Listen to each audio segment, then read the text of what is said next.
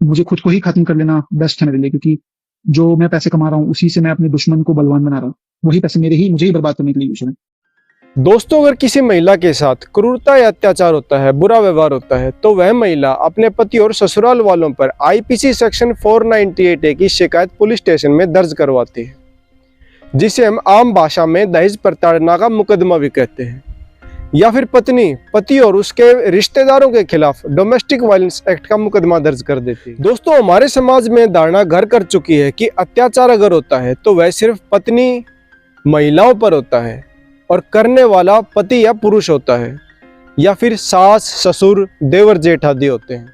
दोस्तों, अगर देखें तो यह बात कुछ समय पहले काफी हद तक सही थी और इसी क्रूरता और अत्याचार को खत्म करने के लिए महिलाओं की रक्षा के लिए कानून बनाए गए थे। लेकिन दोस्तों, धीरे धीरे इन सभी कानूनों का गलत इस्तेमाल होने लगा है और स्थिति यहाँ तक आ गई है कि अत्याचार अब पति और ससुराल वालों पर होने लगा है। महिला पति और उसके परिवार वालों पर झूठे मुकदमे दर्ज करवा देती है। अब तो सोशल मीडिया पर भी ऐसी काफी सारी वीडियो देखने को मिल जाएगी जहां एक महिला अपने पति के साथ, अपने सास ससुर के साथ बुरा व्यवहार करती नजर आती है। कुछ तो अपने अधिकारों की दुहाई देकर महिला होने का गलत फायदा उठाती है। पति पत्नी के बीच छोटी सी बात पर तू मैं भी होती है, तो पत्नी पति पर और उसके परिवार वालों पर झूठे मुकदमे दर्ज करवाने की धमकी देती है। दोस्तों, आज का यह वीडियो इसी टॉपिक पर है, जहां बॉम्बे हाई कोर्ट एक डिवोर्स मामले की सुनवाई करते हुए यह कहता है कि पत्नी पति के व्यवहार को ठीक करने के लिए 498A का झूठा मुकदमा दर्ज करवाती है तो वह पति पर क्रूरता है, अत्याचार है। दोस्तों, मामला मुंबई हाई कोर्ट का है, जहां एक महिला फैमिली कोर्ट के ऑर्डर के डिवोर्स ऑर्डर के खिलाफ अपील लेकर पहुंचती है, जिसे हाई कोर्ट रिजेक्ट करता है और उस डिवोर्स डिक्री को बिल्कुल सही मानता है। अब दोस्तों, हाई कोर्ट ने उसे क्यों सही माना और पति ने तलाक किस आधार पर लिया, एक बार इस पूरे मामले को समझते हैं। हुआ यूं था कि एक महिला अपने पति के खिलाफ आईपीसी सेक्शन 498A की शिकायत दर्ज करवाती है। वह आरोप लगाती है कि उसके पति ने उसका उत्पीड़न किया है और दहेज की मांग की है। लेकिन जब ट्रायल कोर्ट में पत्नी से जिरह होती है, उसका क्रॉस एग्जामिनेशन होता है, तो यह बात निकलकर सामने आती है कि पत्नी ने पति और उसके परिवार वालों पर जो आरोप लगाए थे वो बेसलेस थे, गलत थे।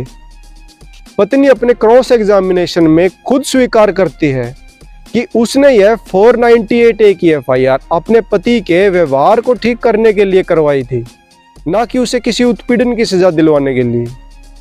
अब इसके बाद दोस्तों, वह पति अपनी पत्नी के खिलाफ एक तलाक का मुकदमा करता है और इस ग्राउंड पर करता है कि उसकी पत्नी ने कानूनी प्रावधान उसके खिलाफ गलत इस्तेमाल किया। उसकी पत्नी ने उस पर झूठी एफआईआर करके उसे परेशान किया, जो एक पति पर अत्याचार है, क्रूरल्टी है, और इस क्रूरल्टी के ग्राउंड पर मुझे मेरी पत्नी से तलाक चाहिए। अब फैमिली कोर्ट भी इसे सही मानती है और पति के पक्ष में तलाक की डिक्री पास कर देती है।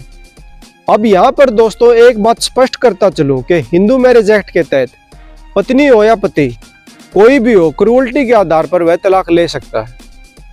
उसे कोर्ट में क्रूरल्टी प्रूव करनी होगी। तलाक लेने के लिए वैसे तो काफी सारे ग्राउंड हैं, जिनमें क्रूरल्टी भी एक है। इस मामले में भी फैमिली कोर्ट यह देखती है कि पत्नी ने पति का व्यवहार बदलने के लिए यह 498A की झूठी एफआईआर दर्ज करवाई थी, ना कि दहेज की मांग व उत्पीड़न की सजा दिलवाने के लिए। पत्नी की मंशा यहाँ पर कानून का गलत इस्तेमाल करने की थी, जो एक पति के खिलाफ मानसिक क्रूरता है। दोस्तों, पत्नी पहुंचती है हाई कोर्ट और अपील फाइल करती है कि फैमिली कोर्ट ने जो यह डिवोर्स डिक्री पास की है वह गलत है, वह अपने पति से तलाक लेना नहीं चाहती। लेकिन दोस्तों, हाई कोर्ट का भी यही कहना था कि 498A जैसी कानूनी सुरक्षा महिलाओं को उन पर होने वाले अत्याचार से बचाव के लिए बनाई गई है, ना कि उनका गलत इस्तेमाल करने के लिए, और पत्नी की अपील रिजेक्ट कर दी जाती है। अंत में दोस्तों, मैं भी यही कहना चाहूंगा कि झूठी शिकायत देना गलत है। कानून जो रक्षा के लिए बनाए गए हैं उनका गलत फायदा नहीं लेना चाहिए। यह सब परिवार के रिश्तों को खोखला करने का काम करते हैं। आज आप यह मत समझोगे ऐसा करके आप किसी की अकल ठिकाने लगा सकते हैं या अपनी ईगो सेटिस्फाई कर सकते हैं।